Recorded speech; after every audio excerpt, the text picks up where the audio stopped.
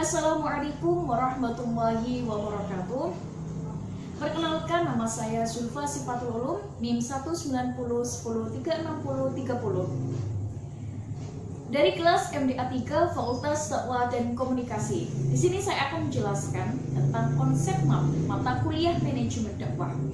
Membahas tentang manajemen dakwah pasti memiliki arti masing-masing.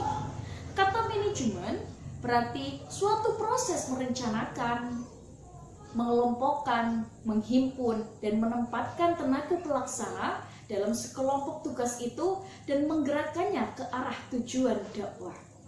Sedangkan kata dakwah berarti panggilan, seruan, atau ajakan.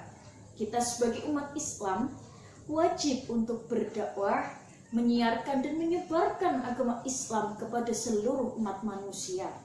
Karena kewajiban berdakwah telah diperintahkan oleh Allah Subhanahu wa taala dalam Quran surat Ali Imran ayat 104 yang berbunyi A'udzu billahi minasyaitonir rajim. Bismillahirrahmanirrahim. Wal takum minkum ummatun yad'una ilal khairi wa ya'muruna bil ma'ruf وَيَأْمُرُونَ بِالْمَعْرُوفِ وَيَنْهَوْنَ عَنِ الْمُنكَرِ وَأُولَئِكَ هُمُ الْمُفْلِحُونَ. Shadaqallahul Adzim. Dari ayat tersebut sudah jelas bahwa kita disuruh untuk menyeru kepada kebaikan, menyuruh pada yang ma'ruf, dan mencegah dari yang mungkar. Dan itu termasuk golongan orang-orang yang beruntung. Membahas tentang dakwah, pasti ada problem atau masalah di dalam berdakwah. Problematika dakwah semakin kompleks di berbagai bidang, termasuk kenakalan remaja atau kriminalitas yang mana mengikuti budaya barat. Problematika dakwah merupakan problematika hidup manusia yang merajalela seiring berkembangnya zaman dan teknologi. Problematika dakwah itu dibagi menjadi dua. Ada problematika masyarakat dan problematika manajerial.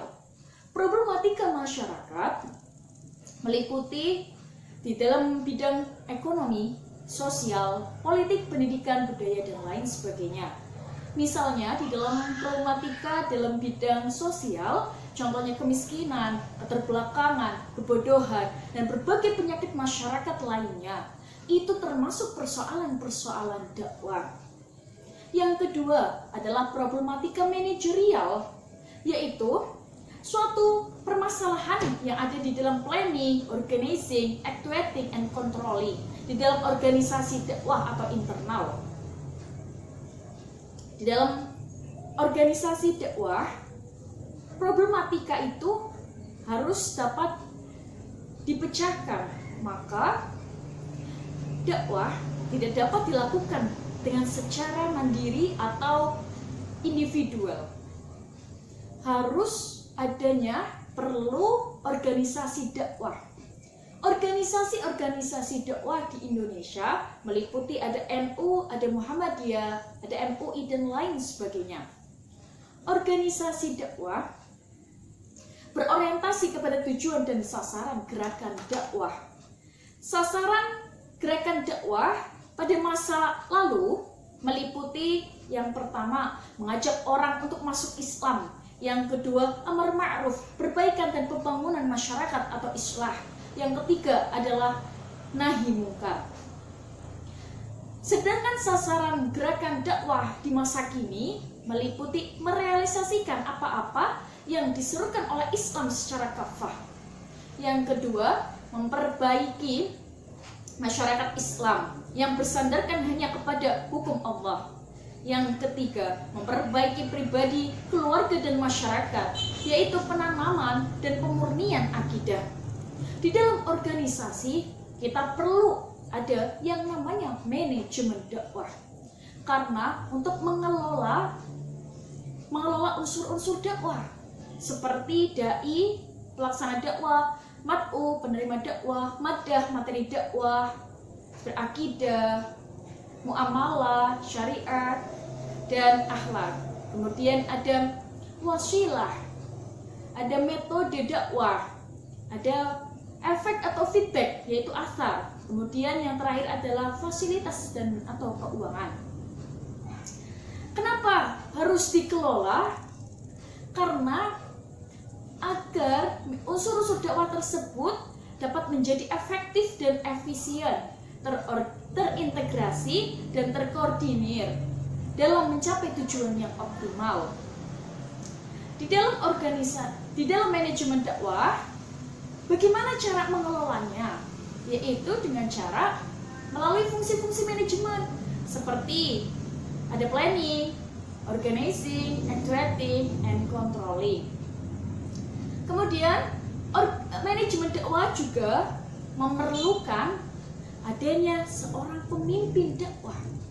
Hal-hal yang harus ada di dalam kepemimpinan yaitu harus memiliki nilai-nilai kepemimpinan seperti berpandangan jauh ke masa depan, memiliki pendirian teguh, memiliki sikap dan bertindak adil dan bijaksana, berhati ikhlas, berkeyakinan bahwa misinya akan berhasil, kemudian memiliki kondisi fisik yang baik dan mampu berkomunikasi.